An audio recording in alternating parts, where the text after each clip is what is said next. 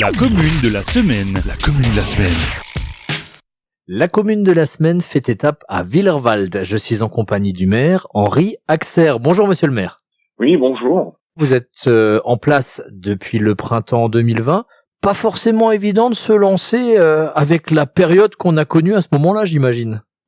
C'est sûr, on est rentré dans une période de crise sanitaire qui était un petit peu compliquée à gérer, mais bon, nous sommes arrivés à gérer jusqu'à présent, donc voilà, c'est une bonne chose.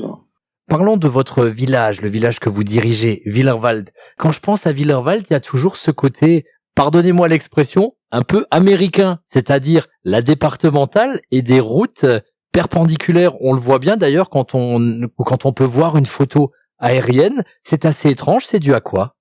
C'est un passage. Bon, ça a été tracé comme ça à l'époque. On peut faire référence à la Croix de Lorraine avec les rues perpendiculaires, mais voilà, Willerwald, le nom parle de forêt, mais Willerwald n'a absolument pas de forêt.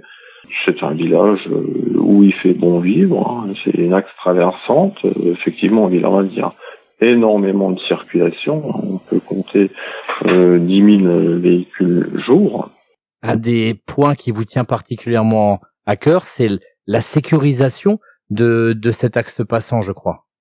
Oui, tout à fait. Donc, Willerwald, comme on a un très nombre passages de véhicules jour, nous avons été obligés de sécuriser la sortie de Willerwald en direction de Sarral en y installant un terre-plein, un îlot central, de façon à limiter les excès de vitesse, les réduire et limiter les dépassements. Il faut noter que chaque année, nous avons eu approximativement voire 4-5 accidents dans ce virage, notamment un car scolaire cette année qui a quitté la chaussée, et nos lampadaires qui nous coûtent très cher chaque année dans ce virage. Donc l'îlot central, pour l'instant, a montré un côté positif. Donc on voit déjà effectivement un retour sur investissement et la sécurité passe avant tout. Il faut le rappeler aux automobilistes. Tiens, comme on est sur la route, la voirie, je crois qu'il y a un grand chantier qui va s'étaler sur quasiment 2 ans. Oui, effectivement, nous avons un chantier qui va démarrer en début d'année 2023.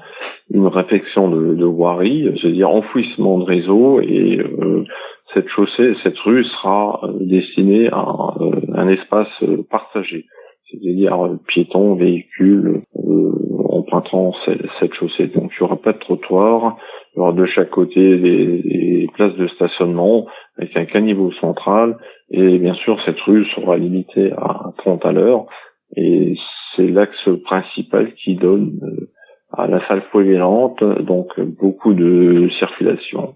Nous attaquons la deuxième quinzaine de novembre, monsieur Axer, et du coup, il fait nuit relativement tôt, et j'imagine que, comme tous les maires de Moselle, vous vous cassez un petit peu la tête avec la hausse du prix de l'énergie. Comment ça se passe au niveau éclairage public pour vous?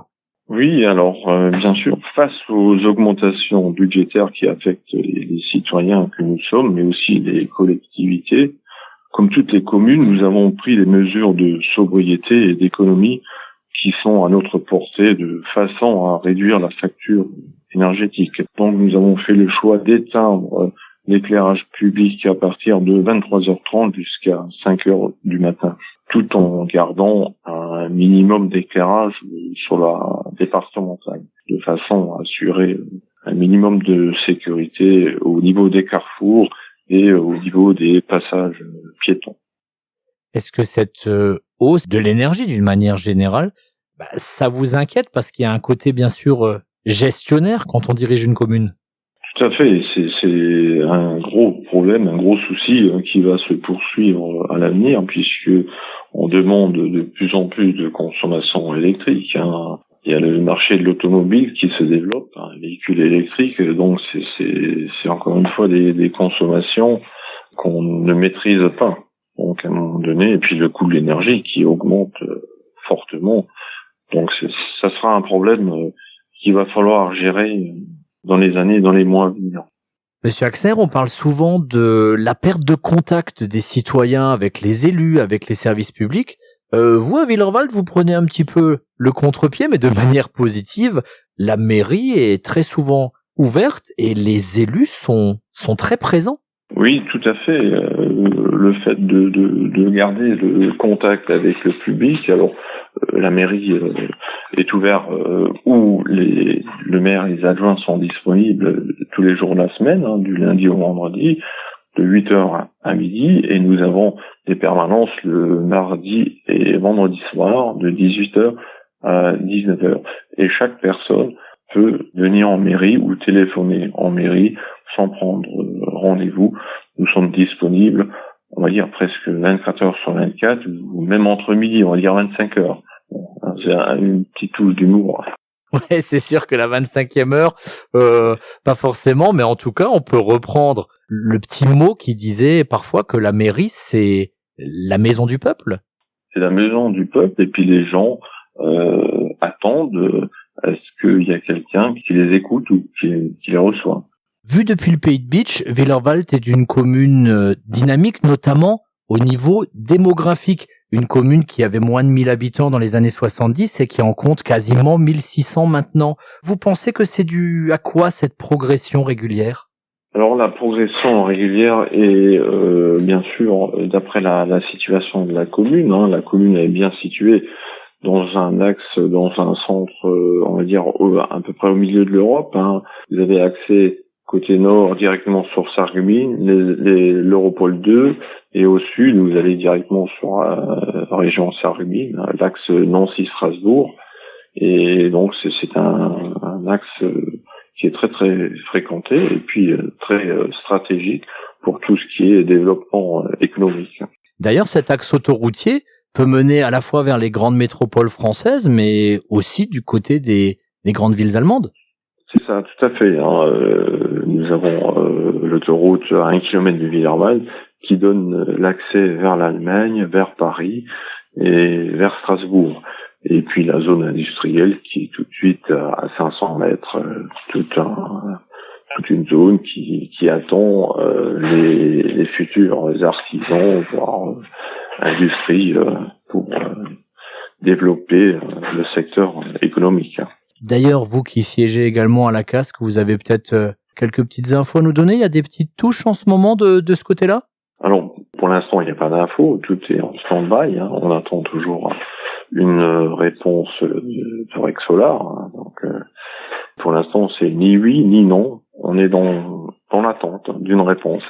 Bon, bien sûr, on a parlé des projets tout à l'heure en début d'entretien, mais est-ce qu'il faut veiller aussi à maintenir cette convivialité et ce lien entre les citoyens? Alors bien sûr, dans une commune, il est très très important de garder le lien avec les concitoyens et surtout entre les associations. C'est ce qui fait vivre un petit peu la commune. Nous avons beaucoup de bénévoles, hein, que ce soit au niveau associatif ou le personnel communal qui s'implique à l'embellissement de la commune, à la vie du village. Un tissu associatif fort qui est très présent, et qui est très actif. Alors le tissu associatif, c'est très important dans un village, puisque un village sans association, tout le monde le sait, c'est un petit peu la mort du village. Donc les associations dans un village, c'est très très important.